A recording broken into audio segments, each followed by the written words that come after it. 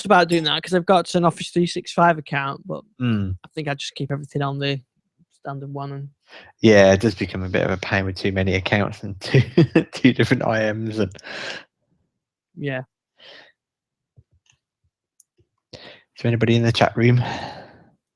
Let's have a look. I'll just send the link out anyway. I changed the page so it looks a bit better, but it's now gone like full screen. But anyway,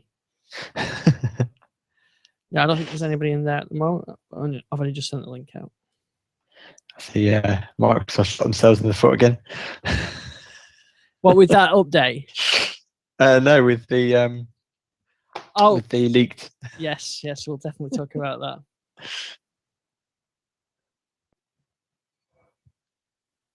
In fact, well, we might as well start and let Gary jump in when he's ready. So, Jason, good evening. Good evening.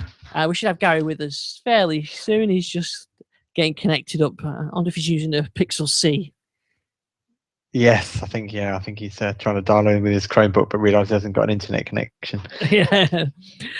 So, yeah, we've got a busy show, I think, tonight. So we've got lots to talk about. We've got, let's see, we've got a new build. A new build, have we? Nope. No. I thought you just made me. Have we got a new build? Oh, there he goes. Jason's I just completely fell for that one then.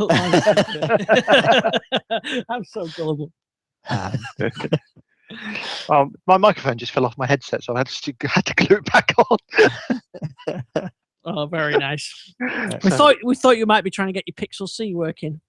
Well, that's true, yeah. What do we think of the Pixel C? Well, we're going to talk about the Pixel C. We're going to talk about Chromecast, Nexus phones, Lumia 950 and 950 XLs. Is there anything left to be announced? We shall see. We've got some updates to Groove Music with some new features. And we've got some other updates. So, yeah, we've got quite a few bits to talk about. So let's talk about that then. So Google had their it's hardware season, isn't it? A couple of weeks ago we had the Apple one. Last night we had the Google one, and next week we've got the Microsoft one. So Google's one, they announced a few different things, but let's talk about the what was it called? The Pixel C. So did you? I don't think this is on sale yet, is it? No, it's not. I'm just having a look on the Google Store to see if I can get some of the specs from it, but it's not actually there yet. But anyway, so Gary, did you see anything about the Pixel C? I saw pictures of it. So this is I suppose you call it Surface-like device. Oh, hang on a minute. The recorder stopped. Just give me 1 sec. Oh, that'd be a disaster, wouldn't it? Yes, Yeah. I'm glad I checked that. So let's rewind time and say good evening, Gary and Jason. Good evening. Not that we've been here Good before. evening, But good evening. It almost feels like we've done this intro already. It does. And we Yes. haven't got a new build. Yes, and that's not on record anymore, so that's quite good. For anybody who's listening on the live stream or it didn't record, is that Jason just said the new build and I completely fell for it. So we haven't got a new build, but we have got a busy show coming up. So we're going to talk about new features for Groove Music. They've got the Google announcements. We've got Microsoft announcement next week, and they've leaked a lot of information. So we've got plenty to talk about. So I think we're going to start with the Google announcements, and lots of things announced: new phones, new Chromecasts, and a tablet looks vaguely familiar. It does. There seems to be a bit of a trend at the moment. Yeah. So what are we talking about there then, Ian? The Pixel C. So have you seen it? Yeah, I saw pictures of it. So Yeah. I guess you'd call it a little bit Surface-like. Quite a lot Surface-like. Well, I was sort of underestimated. Yes, Yeah. very. So this is. Let's get this straight then. So this is the Surface. They're cloning the Surface. This is the device that both Apple and Google said was not needed and was filling a very small niche, and they both brought out almost clones of it. It's amazing, isn't it? I think at the time, Tim Cook said it was a confused device. Yep. And yeah, and here we are just a couple of years later, and Lenovo, Apple, and Google all copying Microsoft's design. And yeah, it just shows that maybe Microsoft have found the winning form factor. But it's not all about form factor, is it? With a device like the Surface, it's the combination of form factor and OS, I think, that make it successful. So what the Pixel C, what OS is that running? Is it Android?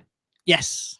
That seems an odd decision with Google Chrome out there, with the Chrome Chromebooks. Yeah. Chromebooks. Yeah, I mean, it seems that would fit more as a Chromebook. But I guess with the iPad coming out, that's based on the mobile OS, and the original Surface was mobilized. Actually, that does beg a question for me. Do you think we'll ever see a mini Surface Mini? We know we've spoken this about a lot of times, but under 7 inches with the mobile OS on? I hope so. I'm not sure if you will, but I certainly hope so. It's interesting. It's interesting because I was having a chat about Continuum. Someone who won't mention who it was, but someone who's actually quite high up in the IT industry as a whole, and they were saying that could be a complete game changer, because you've then got a product which is basically what most home users really want, something which is not going to be attacked by viruses, all the stuff we've said about Surface RT all online, but it's cleanly demarked. You can't. You've got that demarcation there because you know it's a phone. Yeah, you haven't got this confusion we had previously, and I think I can see where they're going with that. It certainly offers all that sort of stuff, and I guess that's where the Pixel C fits in from Google's point of view as well. It's another one in the area, but they've already got Chromebooks. It doesn't totally make sense in that move. No. It does seem quite odd, and of course, this isn't the first Android tablet with a detachable keyboard. I know Asus make quite a few, don't they? They make like the Transformer books, which, while not necessarily directly Surface type competitors, the Android OEM market have kind of almost had those devices pre Surface days. So I think while this is obviously Google's own OEM type device, which isn't a pure Nexus tablet anymore, it is a Surface type device, but they're clearly recognizing that it is a growing market. Yeah, I mean, to me, it looks like it's a nice device in terms of the hardware looking. But it does look very Surface-like. It's not got a kickstand as such. They've gone more down the Apple route with the way that the keyboard supports the. It's a 2520 look, isn't it? Yes, it is. Yeah, exactly that. Yeah, and yeah, it's running Android. It's got a high res screen. Was it 10.2 inch screen running at 2560 by 1800? So it's the same. I think it's the same resolution more or less as the Surface. But the biggest sort of downside of it is it's running Android, and I'm not totally against Android. And on a tablet, it works fairly well. I mean, I had the Nexus 7, I used that for a while, but I found it a little bit clunky. Android didn't sort of translate as well onto a larger device as it did as it runs nicely on the phone. But the benefit of the Surface Pro 3 and the Surface 3 is just it's a tablet and it runs normal Windows programs, and I think that's where the gap is with that. Now, maybe it's just we're early in the cycle, and maybe the next few iterations of Android will present itself in the apps of a good quality that doesn't matter. But certainly at the moment, I just don't think it's worth that. The cost, and with the keyboard and everything, it just doesn't make sense. I mean, the big advantage that Microsoft has, and it seems strange saying that, given that Microsoft are now kind of late to the modern era appliance mobile device kind of market, and clearly they're the people running to catch up. But the strength that they have comes from the Windows 8 days, where the scaling of applications is built into the programming interface, the design. So in Windows 8, you could snap applications, and they could scale differently than when they were running full screen. And now obviously we've got the mobile versions of Office where the UI on the phone might be different, but it's actually the same underlying executable. It's the same, binary is running, which means that when you then use it as a, plug it into a Continuum device, that Excel mobile application suddenly on a bigger screen turns into the desktop UI.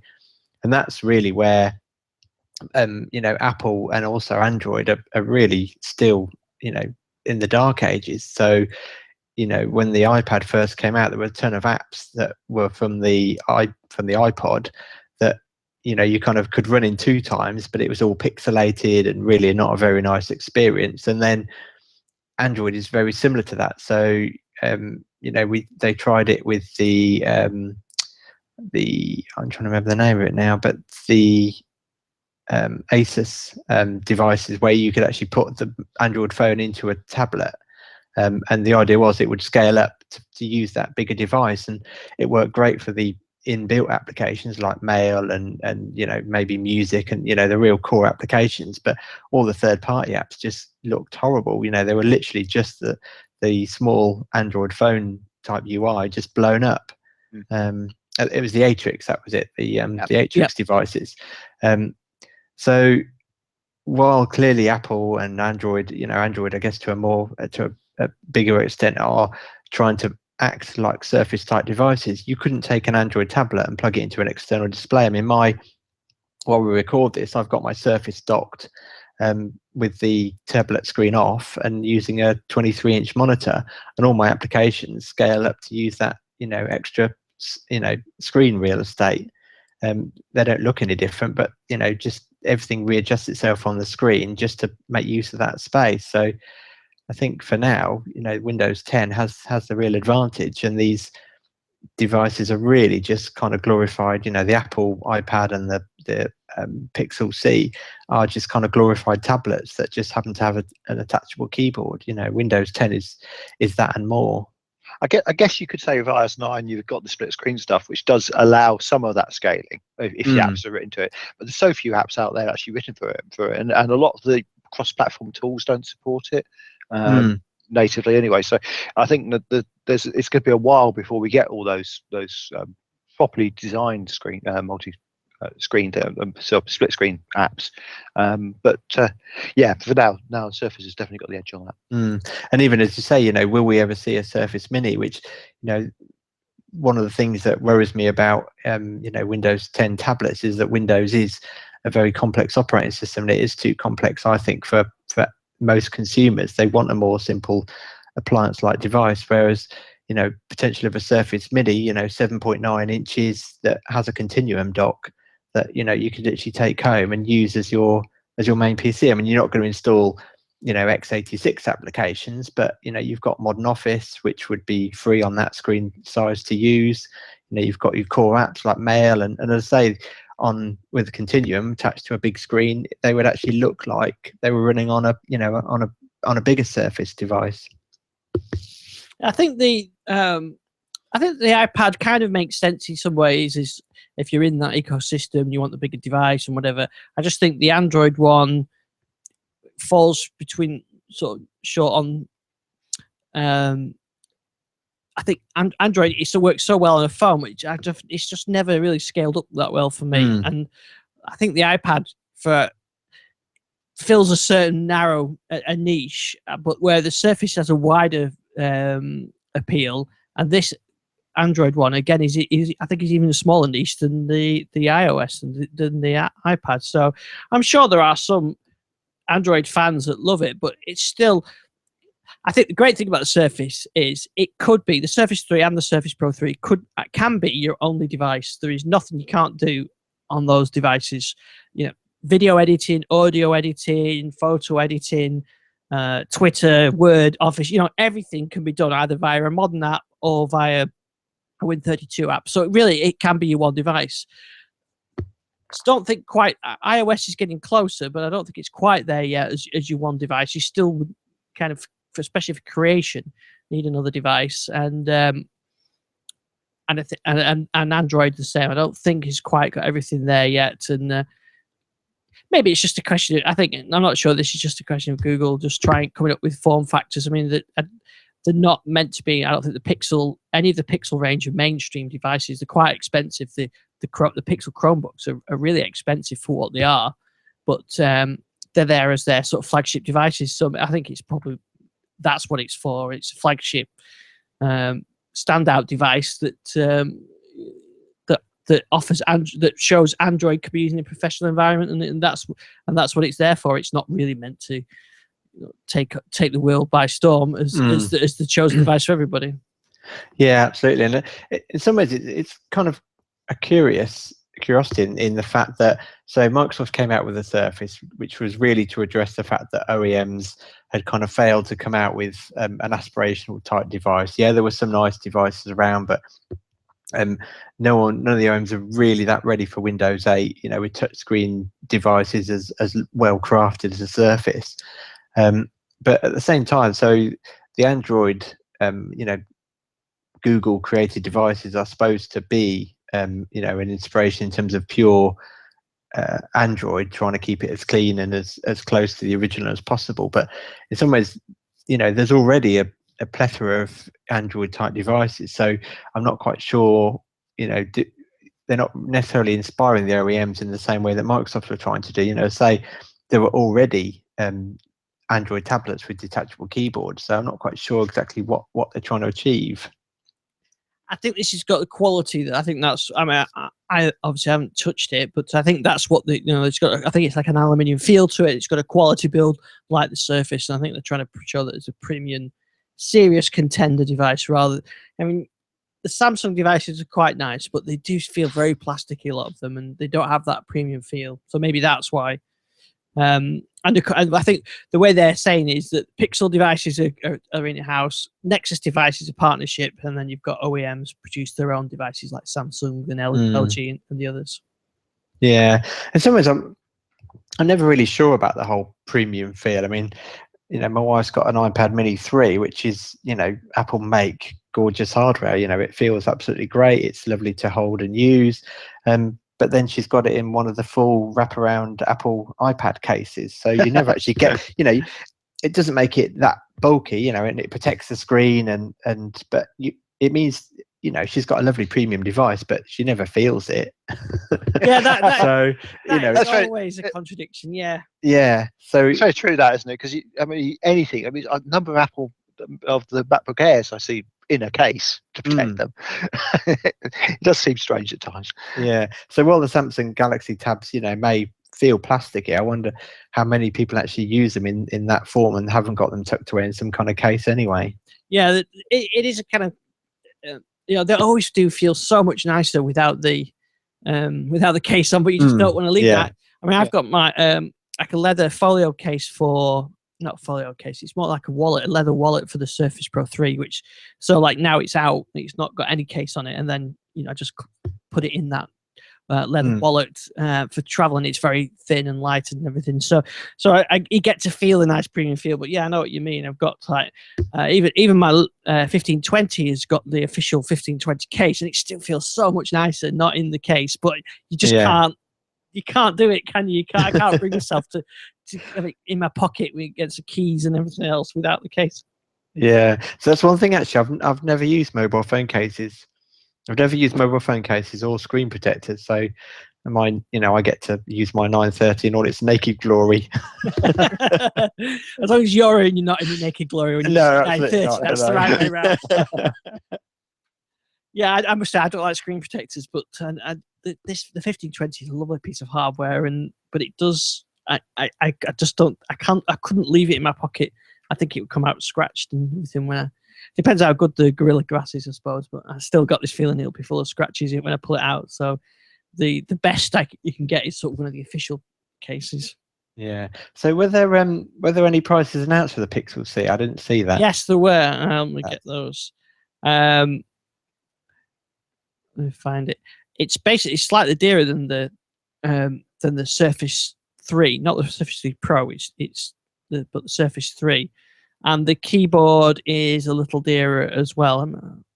The keyboard's $149 as opposed to $129 for the Surface keyboard, and the let's see, the Pixel C is $499 for a 32 gig version and $600 for the 64 gig version. It's expensive for an Android device. Yeah, Yeah, especially when you yeah. consider all the others, like the Samsungs and the Nexuses. Do people really need to pay? Well, to a do the Nexus, iPad? the Nexus 9, last year's Nexus 9 is 319 quid. Mm. So there are premium devices, and this is more expensive. So I don't know what the UK price is going to be, but it's going to be just a bit more than the Surface 3. And on the face of it, for our use, for I guess for a lot of listeners, that a Surface 3 makes so much more sense to Pixel C, but to an Android audience, maybe it does make sense. It's just I don't think we're quite there yet, but it's good to show that. It's good to see that competitors looking at Microsoft and obviously agreeing with Microsoft's form factor design. And the team that came up with the original Surface design must be feeling quite pleased with themselves. And especially when you consider, I think even we reacted to the fact that the Surface keyboards were always extra, but clearly, if that didn't make sense, then Android, Google and Apple wouldn't be, following suit and charging extra for that device. Yes, I know. It's funny, isn't it, that that's worked out like that. I mean, I always thought it was a bit bad that the keyboard wasn't included, but obviously it's a good marketing technique because that's the others who copied it. Yeah. The one thing I would say, actually, I'm just trying to think all my time spent on trains, etc. I've seen plenty of people using an iPad with, a Bluetooth keyboard, using it for business, but I don't think I've ever seen anyone with an Android tablet trying to use it for business. No, I don't know. No, I haven't at all. I mean, I've certainly seen, people with Surface devices on the train, but yeah, I just think it's interesting. So, because that you could argue that the Pixel C is maybe, tailored towards a businessman, wanting to have a premium device and not a cheap, £200 Android tablet. But I don't think I've ever seen anybody trying to use an Android tablet for work. No, I actually, it would be a good question to know what the market share of Android tablets is compared to phones, because if you're out, like you said, you're out and about, you see people with Android phones everywhere. But when you see people with tablets, it's more often than iPads. You do see Windows tablets now, but it's more often it's iPads and the odd Android tablet. But the Android tablets tend to be, certainly in business scenarios, and not very common. You do see consumers using them occasionally, but there isn't really a recognizable device, is there? I think when from in tablet form, the Samsung phones are very popular. You see them everywhere. The S5, S6s, but the tablets you see a lot less of them. But I think there are a lot of people use them in the home environment. It's just like you said, you don't see as many people on a train or in a meeting or whatever. I don't think I've ever seen an Android tablet in a meeting. Yeah. Also, it was interesting. There seemed to be a lot of talk over the last week about how anyone buying an iPad Pro would have to also buy an Office 365 subscription. Like it was a surprise. Microsoft said all along that any devices over 8 inches in size, over 10 inches in size, have to have an Office 365 subscription. Yeah. Yeah. So, in fact, this device, then, if you're going to be using the Office on the Pixel C, you're going to have an Office 365 subscription. Yeah. So that's it's a bit of a downside actually for that, isn't it? Really. I don't know how Microsoft are going to enforce that. I don't know which form factor they're on. Yeah. Technically, I'm just that's an interesting challenge. Yeah, I presume that they've got some kind of way of detecting, I don't know, screen size or something. But because the Windows RT, the Surface RT and Surface 2 device was always curious in that way because it included Office. But if you actually read the license agreement, that was for personal use. If you took a Surface 2 into work and did work on it, you were supposed to have an Office subscription, either as a single one-off license or as an Office 365 subscription. Yes, yeah, it's going to be interesting how they that was about you doing the right thing rather than them imposing anything. Yeah, if you buy a Pixel C and you install the Office apps on it, what experience do you get on there? I mean, but the same, because if you did it on a Nexus 9, it's the same. Like you said, it must detect the screen size, and I'm not quite sure how they enforce that. What happens if you install Office on an iPad without an Office 365 subscription? If you get an iPad Mini, does that allow you to save it? I'm not sure. Or does it I'm just trying to think. So, I mean, on my wife's iPad, she signed into my business Office 365 account. So, we never hit that problem. So it just picks up the subscription and works. But it used to require, because I remember going through this once on my wife's one. I think I added it to my Office 365, but I think they got rid of that restriction, didn't they, a while ago? But yeah. I mean, let's say we just signed into ours, so I'm not quite sure what the other experience would be. Yes, listeners maybe be able to help us out with that one. I'm not quite sure. If you've got an iPad Air or just a full-size iPad and you open the Office apps, do you get a different experience than you do if you do it on an iPad Mini? That is the question. And what's the experience you get on a Nexus 9 and the new Pixel C? Yeah. But of course, I think if you go into the if you're convinced enough with the Android ecosystem to spend that kind of money on a Pixel C, then I guess you're probably not bothered about Office as well. You're probably happy with Google solutions. Yes. So I was just having a drink of my Peroni. Oh, very nice. I feel I'm a bit left out here. I'm just send them around, Jace. Yeah, it's my Pixel C drinking game. I didn't realize we were allowed to drink on these podcasts. Next week. So I don't know. Pixel C. Sorry, other beers are available. Yes. There's a lot of nice little local breweries around me. I'll have to start bringing them out on the show. You will, yeah. You'll have to do a homage to Mary Jo Foley and have a beer with pick of the week. Yeah. On the Tuesday, Wednesday night, aren't we? Not usually, not on a school night though. No. It's good job we don't record on a Friday night. That show could get very interesting.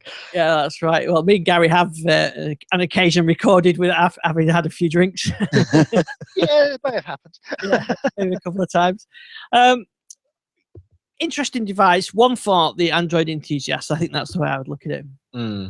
Whereas the iPad, yes, it's for the iPad enthusiasts, but I think it has a broader appeal for business. And then maybe the Surface has the widest appeal. But interesting, also with the Surface, there is one Surface form factor that I think is missing, and that's a traditional clamshell notebook or maybe a convertible. I was looking at, I was talking to some people about laptops, and people always ask, what kind of laptop can you get? And I always say the Surface is the best experience you're probably going to get with Windows. But if you want a traditional notebook, the Surface doesn't quite fit in with that. So maybe that's something will be the surprise at the Microsoft event next week. It's next Tuesday, isn't it? Yes. Yeah, October 6th. Yeah. So that's only a week away, but there might be some surprises. But some of the devices that were supposed to be a surprise have already pretty much out there. The specs anyway. Well, let's face it, the 950 and 950 XL weren't that much of a surprise. We've been talking about them for months. Yeah, so much so that I don't know how deliberate this was as well, because with all the talk of in fact, we should actually finish off what we were saying about Google, because they've got some of those devices that I do want to talk about. We'll come back to those. But yeah, with Google announcing their Nexus yesterday, it's funny how Microsoft posted the specs to their devices today. I wonder how actually where it really was. Indeed.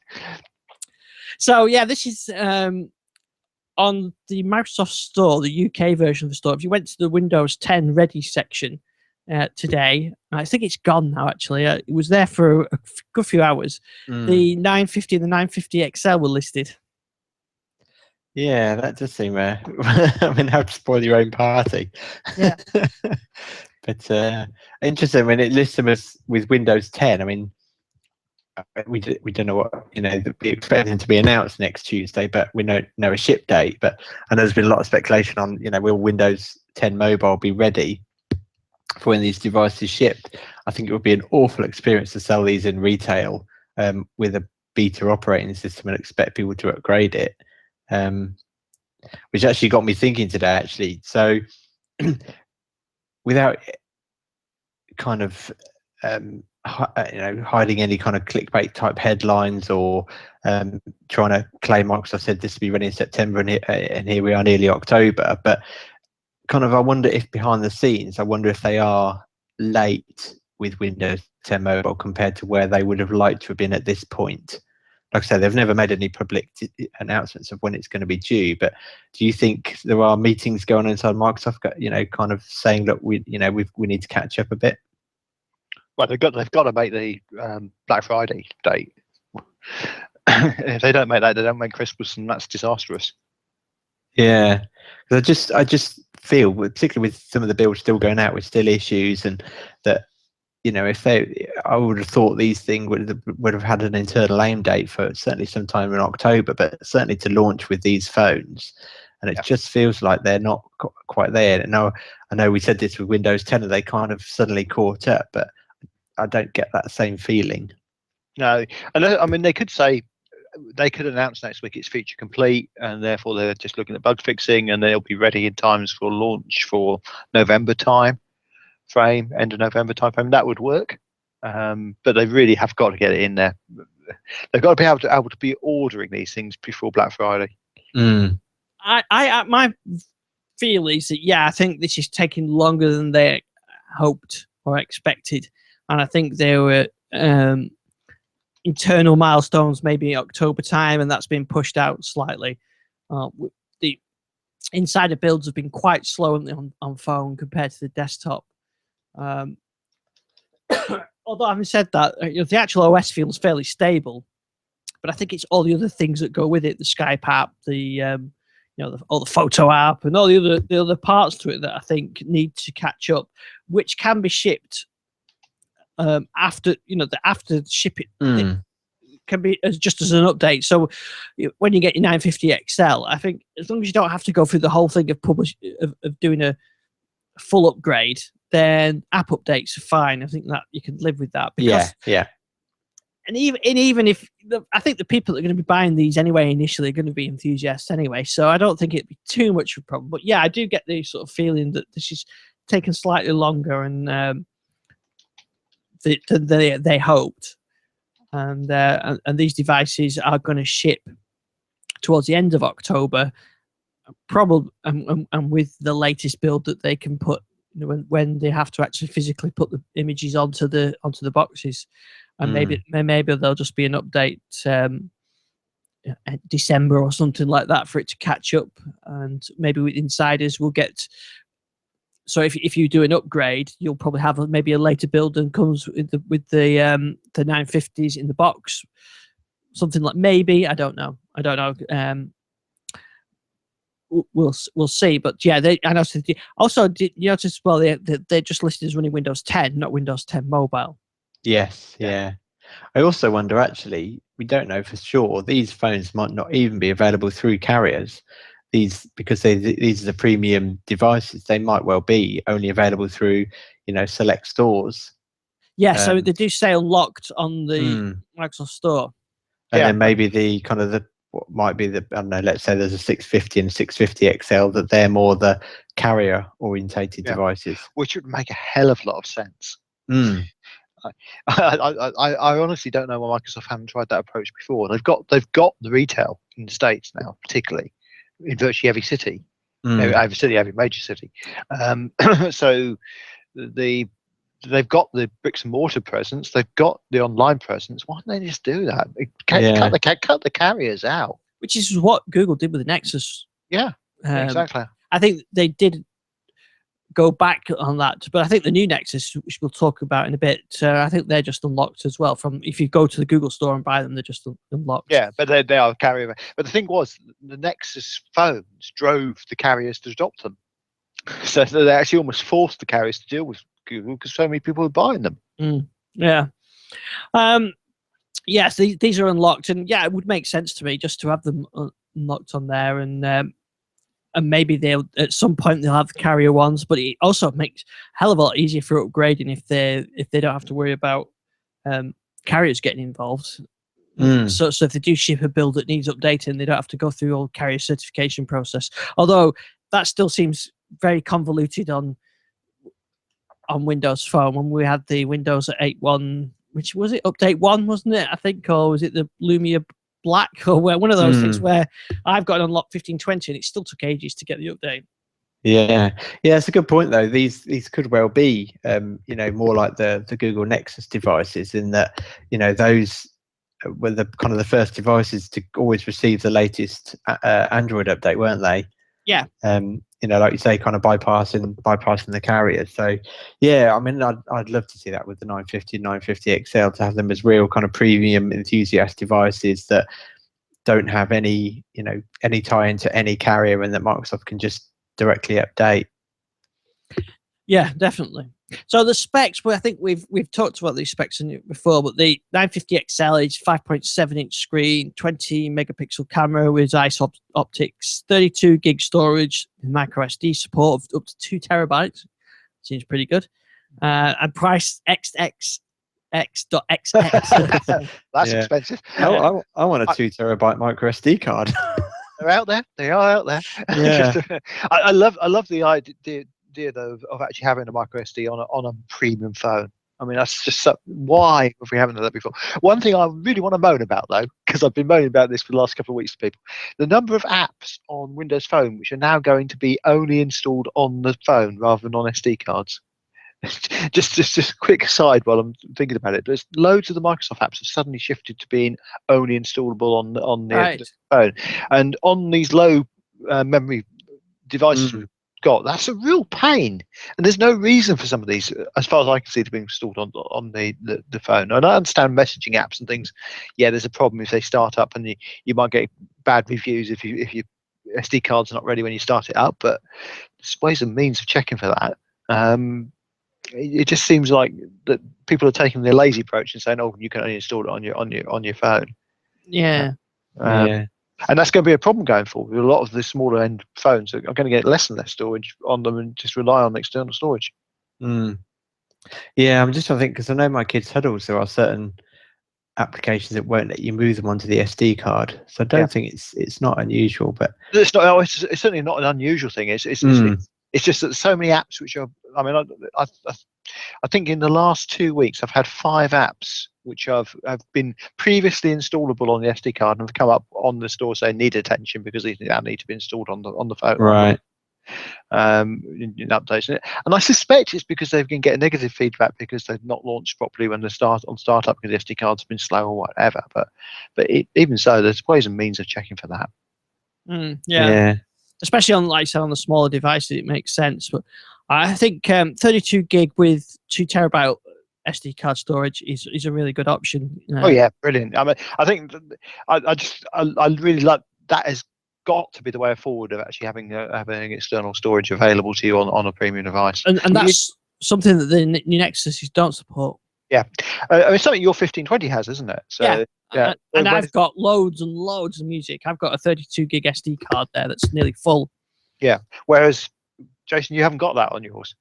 No, I've just got the 32 gig internal storage, which I must admit for me is ample, because I don't tend to keep a lot of music stored on the device. But it does mean I have to regularly kind of clean off pictures, particularly with the PureView, oversampled pictures.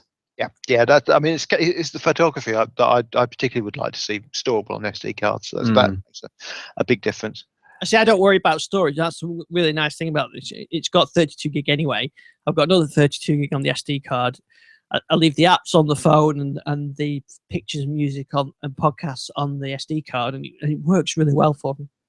Yeah, my wife actually asked me the other week, and I think it was a really good point that she's got the option, like I have, to automatically upload photos to OneDrive. So why can't it just automatically remove them from the phone, or at least have the option to do that? So once it's safely uploaded it, just remove it off the phone. I think that's the key point there. Safely updated it. That's the one thing I think that they've always been a bit scared of, Mm. saying that they have safely got it on the OneDrive before they delete it. And I did remember having a conversation about this with some of the Microsoft guys, and they're sort of saying, well, would we ever take the risk of losing someone's photographs? Yeah, but surely you must be able to do something. I mean, you've got access to their OneDrive account. Yeah, Surely you could do some kind of checksum or.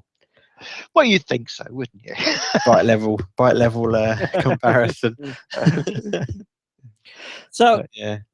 So these new so the 950, we didn't mention the spec on that, but it's basically the same spec as the XL, just with a 5.2 inch screen. But they do look rather nice, I must admit, from the pictures on the side. I mean, I think there is some processor difference, isn't there?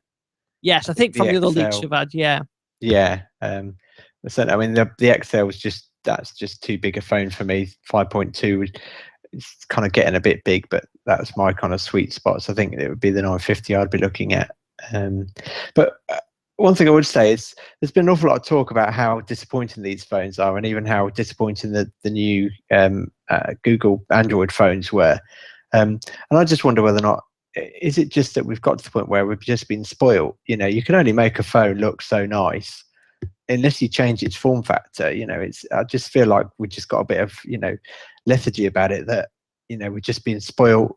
That, I think these phones look really nice, but they might not look better than what's gone before. But like I say, how do you make them better? I mean, I've seen some people on Twitter tonight actually complaining about the 6C, the iPhone 6C, and saying how really it's just a massive con, and but it's just an incremental update. I mean, Apple always do this anyway in alternates anyway. But so, what else can it do really? I mean, it's that form factor seems to be what the market has spoken and chosen, that sort of slab form factor. Everything's gone towards that, and what else can you do with it apart from the only time we've seen something new is it's like the Galaxy Note when that first came with the big screen. Well, everyone offers that now, or the 1020 with the better camera. But now that the other phones are sort of caught up to that as well, so there's not a huge amount else, like you said, that you can actually do with it. No, and I think I've seen a lot of people that's also talking that they've upgraded from the iPhone 6 to the iPhone 6S, and disappointing. But sorry, at the end of the day, at the end of the day, I don't think Apple necessarily ever intends someone to upgrade from a 6 to a 6S. No. I think maybe in the early days when the 3 and the 3S, or whatever the first one was, that was quite a serious spec. But I remember talking to Jose about that, and yes, it was processor wise and performance wise, it was a jump. But processors are so fast these days that really this is just it's just their TikTok cycle, isn't it? It's not supposed to be a huge jump forward. A normal user like my wife, who's got a 6, she's not going to get a 6C. S. I'll get this right. People shouts at me. She's not, because she's on a 2-year contract. So the next time it will be changed will be next year's, which will be a 7, and that makes. Actually, I was actually quite surprised there wasn't a 6C. Yeah, I was as well. Actually, yeah. That was a bit of a failed. Yeah, I didn't even wonder if that was an indication of how poorly it did. But I saw loads. I often saw people with them because I used to think they were Lumias. Yeah, that's right. Yeah. I was just reminded by this conversation of that quote attributed to the US Patent Office. I think it's about 1899, of everything that can be invented has already been invented. Yeah, that's right. Are we getting to that point? I don't think we are. I think that there's always going to be novel new stuff coming out. I mean, we have got the touch stuff on the Apple and on the iPhone 6S, which, if used properly, could be interesting. And there's certainly some interesting implementations of it in the actual the native apps. But it's difficult. You're right. It's difficult to see where we go with phones, other than Continuum, which I think is a huge leap forward potential. Yeah. And I'm sure both Apple and Android, Google will be copying that in the future. No, I think you find they'll be inventing it in the future. Oh yeah, Apple. Google don't claim to invent it. No. They just make it better. It's what they say. It's going to be interesting to compare the sort of the 950 XL and the 950 with the Nexus 6P and 5S, 5X, I think it is, isn't it? I mean, I was looking at the 6P, and actually, it looks like a nice device because, especially, it's a reasonable price. I think it's what 300, it's 400 quid, I think, but around that mark. So it's cheaper than the sort of the high end iPhones, or any of the iPhones. In fact, even the 16 gig iPhone 6 S is more expensive than that. But when you compare it with the new Lumia, it's got 5.7-inch screen, the same, but there are some shortcuts on it. I think the camera's 12 megapixels. There's no wireless charging. There's no SD card support. Yeah. They have sort of cut some corners off to get that price down. So I mean, I'm definitely in the market for a new phone at some point, and the 6P caught my interest because of the size, but I like the wireless charging and I like the SD card support. So I'm going to be comparing both and seeing which one. But I think that the thing is Windows 10's got to get the apps out there, and that's really still the major issue, isn't it? When like for like, it's still a problem, and it's Snapchat or your banking app or coffee app or things like that. I mean, I was looking at coffee with filter machines, and a lot of them come with apps now that you can use to turn your coffee machine on and off. I'm sure you could just go and press the button anyway. But anyway, you really like to see things with apps, but it's always iOS and Android. And it's just little things like that, I think, that still could just stop Windows 10 mobile doing well.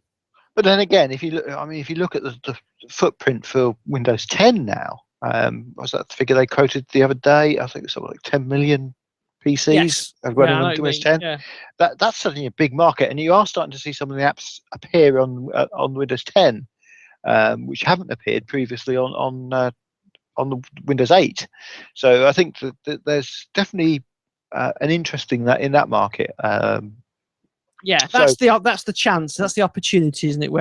And I could see people doing the bridge work. We talked about moving Android apps across to Windows 10 and iOS apps to Windows 10 for Windows 10 rather than Windows 10 mobile. But the knock-on we would get them for Windows 10 mobile. So I certainly could see that people might start considering it. They would never consider it as a phone, but to get it on a laptop, on your Surface, because if you start thinking about Surfaces as a market, I was actually having a conversation with someone the other day about that, and he never thought about building something for Windows 10. But when I said you could build something for the Surface, it got loads of Surfaces in his office, and that became that's a good idea. Yeah, and that's why, and that's through a flagship device.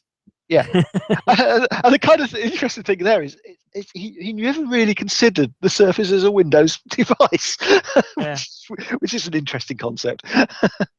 And that's the one good thing about the iPad Pro and the Pixel C is that they've again given more publicity to the Surface. So people that didn't know the Surface exists, reading. I think if you looked at, BBC News, when they talked about the iPad Pro being announced, they also talked about the Surface, and the same when they talked about the Pixel C, they talked about the Surface. So it's kind of building that market and brand awareness that Microsoft only really ever had with the Xbox. Yeah, and I actually honestly think it's now time to have a Surface phone for the business users anyway. I think it really is time, and I wouldn't be surprised to see one launch next week. Well, maybe that's the surprise thing. We'll see it launch next week. Yep. Yeah, I think it makes sense for a Surface phone to be a business-oriented device. I think, I can quite easily see, businessmen walking around with their Surface tablet or, and their Surface phone, and even a Surface laptop. I think a Surface laptop would be a great idea. I really think that it is time for one of those. Now, whether other OEMs, the OEMs would get upset with that, but I think Microsoft have seemed to have are working better with OEMs nowadays, as we've seen by that Lenovo Surface clone, and the fact that Dell are selling Surface, Dell and HP are going to be selling Surfaces. So maybe a Surface laptop will be not out of the question. So we could talk about that. So next week's event, next Tuesday, it's going to be live stream. So hopefully I'll be able to follow along and do a bit on Twitter while that's on. We're going to see the two new phones we talked about. What else do you think we're going to see? Surface Pro 4? I think so. Yeah, I think that's highly likely. It just depends exactly what what we're going to see. Yeah, it's an incremental version of that. We're going to see the band 2, and I don't think there's going to be any major surprises with that. It's just going to be an evolution of that. And maybe they do talk about a surprise, but I think as everything's linked so far, I don't know quite sure. Although, to be fair, the Surface Pro 4 specs haven't specifically leaked. Well, they haven't turned up on the Windows store yet, or the Microsoft store. Yeah, I think if I could have a Surface Pro 4 with Windows Hello, a cooler processor, and 16 gig of RAM, that would make me very happy. Yeah, I think. And if you're showing Windows Hello a lot in the advert, so I think that something will come with that one. Yeah, and of course that's what, we didn't mention about the phones. The new phones come with that, don't they? Yes. Yeah, although it's an iris scanner, isn't it? It's not the RealSense camera, so I'm not quite sure how well that will work. Yeah. I tell you what I'd like to see as well is more hardware, as in an alternative to the Xbox to consume Microsoft content. Yeah, I'd really like to see that. I mean, like a Roku or a Chromecast, but a device from Microsoft that does Groove, movies and TVs, and also as a Miracast device. And maybe even you could use it to push. It could do a bit of universal apps, and something like that. That Microsoft could. So a little device that you plug into your TV and get Microsoft experiences on the TV without requiring an Xbox. There's got to be a market for that. Yeah, I think there is. Well, I don't know actually. I mean, taking the UK as a sample, I think so many people have got Sky boxes or Freeview boxes that have they already got their the box that they've got under the TV. Is that already enough? Do they really want something else? The contradiction to that for me is the fact that my mum I think she bought some kind of device that she's now got plugged into a TV. So, the Chromecast are selling well. The Amazon Fire Sticks are doing well. The Roku sticks, they always seem to be doing okay. But we talked about it in the past. But if you buy a movie from Microsoft Movies and TV, the only way of watching it is on a Windows device or on an Xbox. So that really limits that service pretty much. But if you've got Groove is a bit more flexible. You can iOS and Android, but still you can't listen to Groove on a Chromecast because there's no Chromecast support built into it. Unlike the Google Play Music app, which does it sees a Chromecast device and allow you to push music to that. So I think perhaps once Windows 10 mobile is done, Threshold 2 is done, I'd like to see Microsoft turn its attention to its services like Groove and Music, and really get them going cross-platform like they've done with Office. Office is everywhere now. Outlook is everywhere. The best experience, almost you could say the best experience of Outlook is the Accompli app on Android or iOS. So I'd like to see Groove get a bit more attention, and movies and TV certainly which hasn't got any cross-platform play at the moment. I'd like to see them get a bit more attention, but also maybe a little dongle as well, just to do it. But I think perhaps at the moment it's a bit early for that yet because the services aren't ubiquitous enough yet. But I don't know. I think Chromecast is doing well. Like there's 2 new Chromecast devices announced this week. There's the new one, which is just an updated version of the current Chromecast, which has the handoff, which we talked about before. But there's a Chromecast audio. Did you see that, Gary? I did see that. Unfortunately, I think it seemed to be able to find much detail on it. I don't know if you've got. Yeah, I mean, essentially, it's just a Chromecast, but with there's no screen or UI to it. It's just an audio output. Right. So you can plug it into your receiver via an optical RCA or mini jack. You plug it into your old hi-fi receiver if you've got that still knocking about, or a speaker that's got an audio input on it. And then from your Android device or iOS, you can using Chromecast, you can go open Google Play Music and say, right, play this playlist. And it's kind of it's not a Sonos kind of experience, but it's close. It has the handoff, so once you started playing, you don't need to keep the device open or whatever, and you start playing. So it's a nice way of just at 30 quid. It's a nice easy way of turning a dumb speaker into a device that you can use with Google Play Music or whatever supports your Plex. I think supports Chromecast. Yep. MB. So you can get your music on there. I'd just like to see something from Microsoft to do that kind of thing. It seems, when you think, well, they've already got Chromecast, but that's for the TV. This is just an audio one. I think it seems quite a good idea. I mean, I personally prefer my Sonos the way that works, but it's not aimed at that. It's just any cheap speaker you can plug this into and start streaming music to it.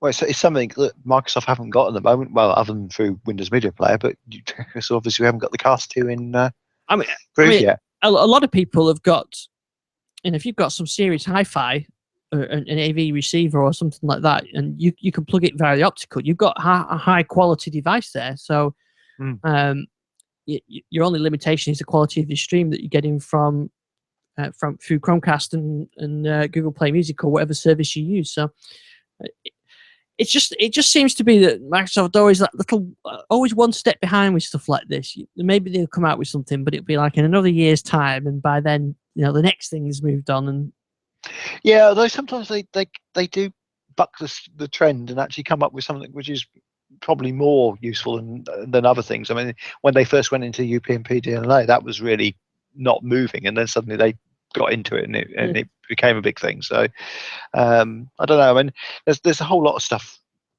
tucked away in Windows 10, which could be quite interesting, and if they expose it and use it, and it just does seem odd that they haven't done so yet. I mean, they have on the video side to some extent, but when we've had these conversations over previous weeks, but there seems to be, I don't know, on the music side, it's very much PC centric, and that's not really how people use music these days. But then they've got the Groove app on Android and iOS, but no movies equivalent. No, true. But, but I was thinking more in terms of playback. Yeah, most people use music. I mean, we've got Sonos now. Sonos supporting it, which is huge to support the Surface. But in terms of actually playing from your Windows PC to other devices, you still have to use Windows Media Player, which just seems a bit odd this day and age. Now, just to make, before we run out of time, I'll mention a couple of things as well. Microsoft also managed to, or no, I say that was unfair. It wasn't Microsoft, it was a third party who managed to leak a lot of information about the Continuum Hub. Did you see that? Oh yeah, that was good. Yeah. So good information. We still don't know the price of that yet, but we do know a Continuum Hub is coming. So it's got USB for your keyboard and mouse. It didn't say what kind of port for monitors. I guess it's HDMI, maybe display port. But yeah, that dock is definitely on its way to go with the 950s. And also I mentioned, did you see that Groove Music's got on the mobile version of Groove Music's finally got some features back in it that have been missing from pretty much in the early days. You can now filter by genre, which is another change to the book. Yeah. Changes every week. Yeah. But yes, finally you can go into not only they added the Explore section back in that was missing, but you can also filter by genre. So I think that's that's pretty good. That was I think, I mean, it's nice to see these bits coming back in, and some of the other features as well over the last few builds.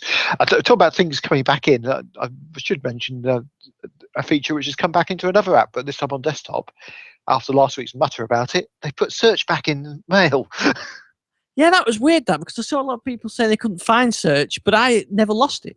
It depends if you picked up one of the updates. I think there was an update in the store which took it out, and then they put another update in the store which put it back in. So if you didn't have to do that store update, and because of course with the preview, store updates weren't working unless you did the update manually.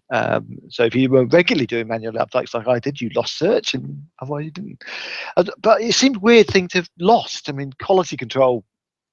Surely you're going to notice you've lost search. It was a big thing on the screen. So unless they were thinking of doing it some other way, I mean, I did hear someone rumour that they may have been thinking of doing it with Cortana, So just do the Land Cortana search mail, but that would have been an odd way of approaching it. So I'm glad to see it back. It works. Now all we need is a way of selecting all messages in an account. Yes, you can now you can now view sort of your multiple accounts in one easy sidebar, but there's still not one way of there's not one view, is there? It's just the switch. Yeah, and it's great that they show unread messages in that sidebar, but it'd be nice if they showed new messages on that sidebar. Yeah, it's getting close, isn't it? That's the thing. Yeah, well, and we know there's a new lead in town, so maybe things will move on quicker than they have been. But I mean, it's a mail app. How difficult is it? It's still. I still like the Android version the best. Yeah. That is definitely the older company app. I think that is the nicest implementation of mail. Yeah. But it's still better than this. Mail is better than the old Windows 8 one, which never got on with. Right, so we've got, apart from our slightly delayed start, that's about all we've got time for this week. But we will be back next Tuesday. Now, I don't know, Gary, are you going to be around next Tuesday evening? Because I know there's a Microsoft thing on in the next week. Yeah, that's Wednesday though, so I should be around Tuesday in the evening. We should be around to discuss the Microsoft hardware event on Tuesday. So we'll be chatting on Twitter about that, I'm sure. But we can actually have the details to talk about the new devices and maybe. Yeah. So when is that launch actually in UK time?